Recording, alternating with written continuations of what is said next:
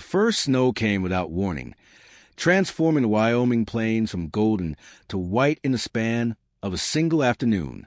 Miss Catherine Wells stood at the window of the schoolhouse, watching the flakes fall with the terrible inevitability of fate. She'd arrived in Copper Ridge only 3 weeks ago, traveling alone from Philadelphia with nothing but a teaching certificate, a steamer trunk of books, and a desperate hope that the frontier would offer her what civilization had denied: independence, purpose, and freedom from the weight of expectations. The town had received her with polite coldness.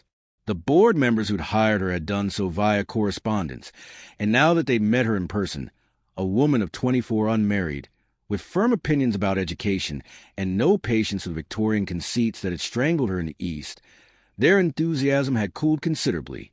The townspeople, meanwhile, treated her with the wary suspicion reserved for unmarried women who lived alone and spoke their minds. But Catherine didn't care. She had her schoolhouse, her students, her books. That was enough. Until the blizzard. By 3 o'clock, visibility had dropped to mere feet. The wind howled with a violence that made the schoolhouse walls creak.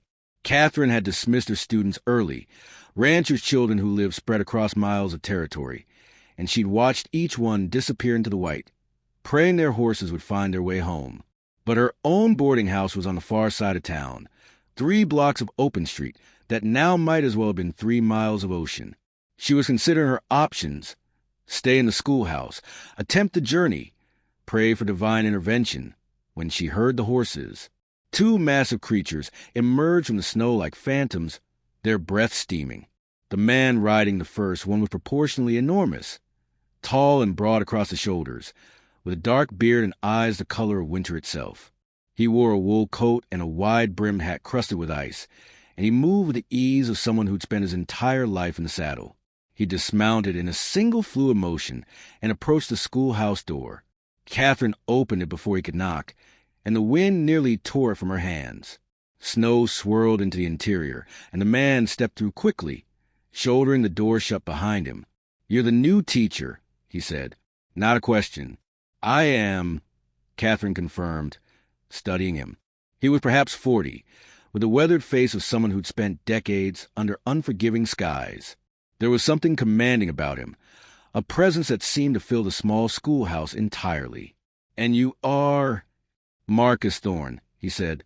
"I run a ranch north of town. The blizzard's coming in hard. You can't make it to the boarding house. The drifts are already 5-6 feet high, and it's getting worse." Catherine's heart sank.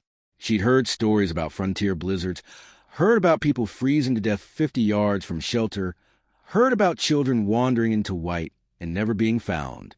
"Then I'll stay here," she said. "I have books, a stove. It will be—" "No," Marcus said flatly. "The schoolhouse is the most exposed building on this street. When the drifts come, they'll pile against it. You'll be trapped without heat, without adequate supplies." He paused, and something that might have been embarrassment crossed his features. "My ranch is 2 miles north. We can make it if we leave now. My housekeeper is there. You'll be safe." Everything in Catherine rebelled against the idea. A single woman, traveling alone with a strange man to his isolated ranch in Philadelphia. Such a thing would mean ruin. Her reputation would be destroyed beyond recovery.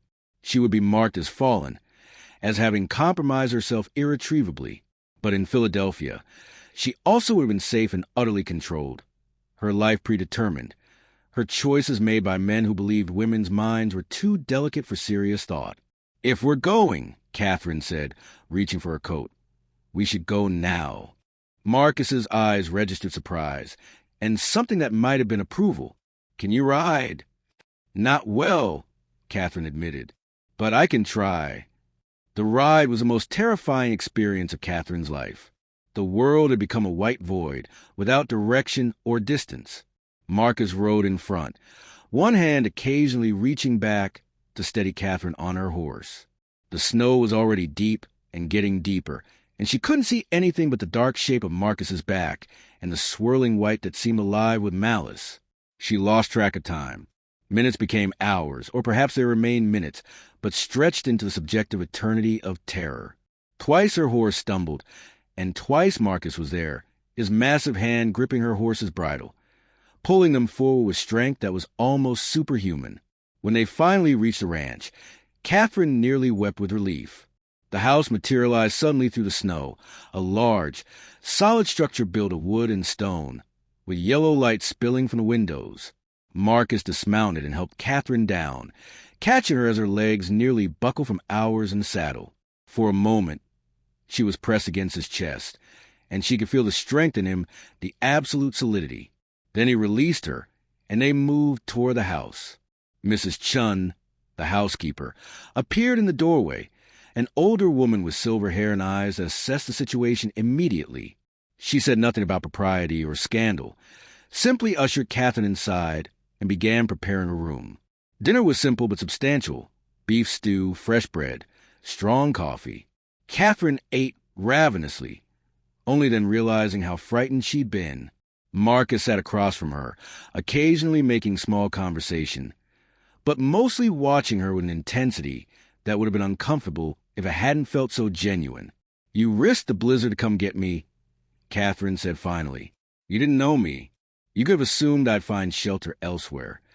"I knew you were alone in that schoolhouse," Marcus said, "and I knew you were too stubborn to ask for help, so I came." "How could you possibly know that?" Marcus smiled slightly, a rare expression that transformed his stern features entirely. "Because you're a woman teaching in a frontier town where half the population thinks women belong in kitchens, and the other half thinks they shouldn't exist at all. And you're still here. That takes stubbornness." Catherine felt something shift in her chest, a loosening of the rigid control she maintained over her emotions. "I came west to escape expectations," she said quietly, "to build something that was mine alone." "I know the feeling," Marcus said. "I came west to forget who I'd been, to become someone better." He paused. "A man becomes lonely building that kind of life alone." The weight of what he was saying hung in the air between them. "The blizzard could last days," Catherine said. "I'll be here days. People will talk. They'll talk regardless." Marcus said, "You're an unmarried woman living alone, teaching their children radical ideas about literature and science. Your reputation is already questioned. The only way to truly protect it would be to leave Copper Ridge and return east, and I don't think you can do that." Catherine smiled despite herself. "No," she said, "I'm not." The blizzard raged for 3 days. Catherine explored the ranch house like an explorer, discovering new territory. There was a library filled with books, philosophy, literature, science, history. She found volumes by Darwin and Mill, by Emerson and Thoreau. She found journals in Marcus's handwriting, documenting years of thoughts and observations about land and cattle and solitude. She also found evidence of a man trying desperately to educate himself, to understand the world beyond ranching.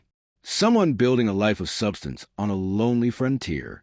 They talked for hours. Catherine spoke about Philadelphia's rigidity, about her mother's disappointment that her daughter refused a suitable marriage, about the hunger she'd felt for knowledge and autonomy. Marcus spoke about his past in Texas, about mistakes he'd made, about the deliberate choice to start over in Wyoming where no one knew the man he'd been. "I was cruel," he said on the second night, as they sat before the fire. "Not deliberately, but through carelessness. I hurt someone who didn't deserve it. I came north to become someone better, but I did it alone. I thought isolation was penance." "And now?" Catherine asked.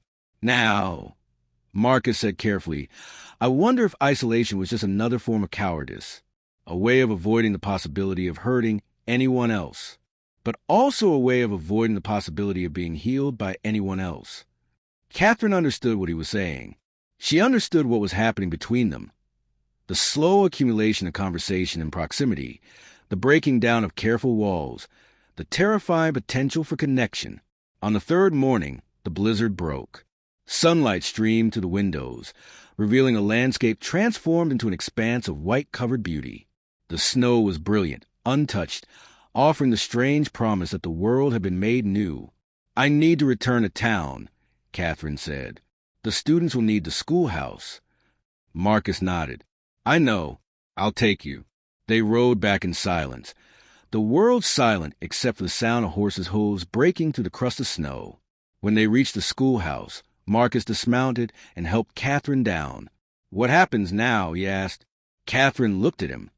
This man who'd risked the blizzard to find her, who'd offered her shelter without expectation, who'd spent 3 days showing her that being understood was possible.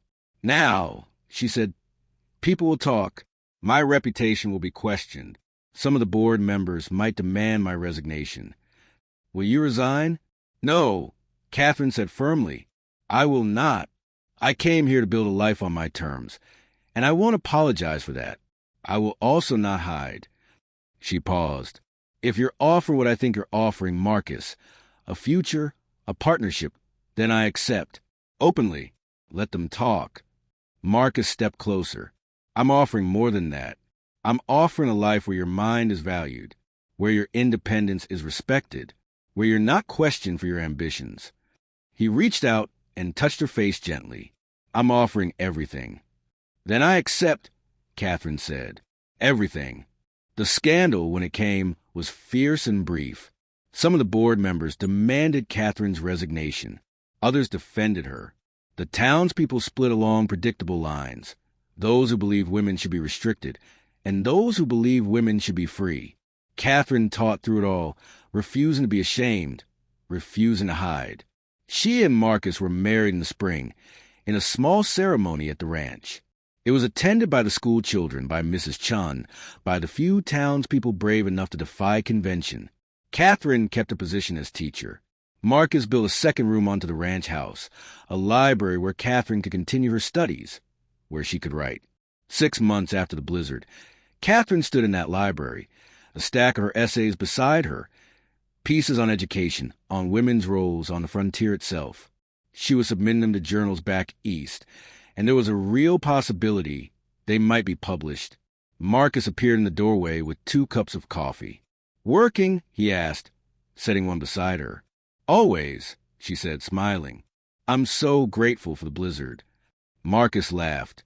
"I'm grateful you survived it." "We both did," Catherine said. "We both found what we needed in the worst storm. We found each other." Later, standing on the porch of the ranch, watching the sunset paint the sky in shades of crimson and gold, Catherine understood the truth that the blizzard had taught her. Sometimes the harshest circumstances strip away the false and reveal the true. Sometimes being trapped forces you to find connection, to trust, to accept help and offer in return. And sometimes, in the frozen heart of a Wyoming winter, a woman fleeing the east and a man fleeing his past can discover that home isn't a place. Home is the person standing beside you in the darkness, refusing to let you face the storm alone.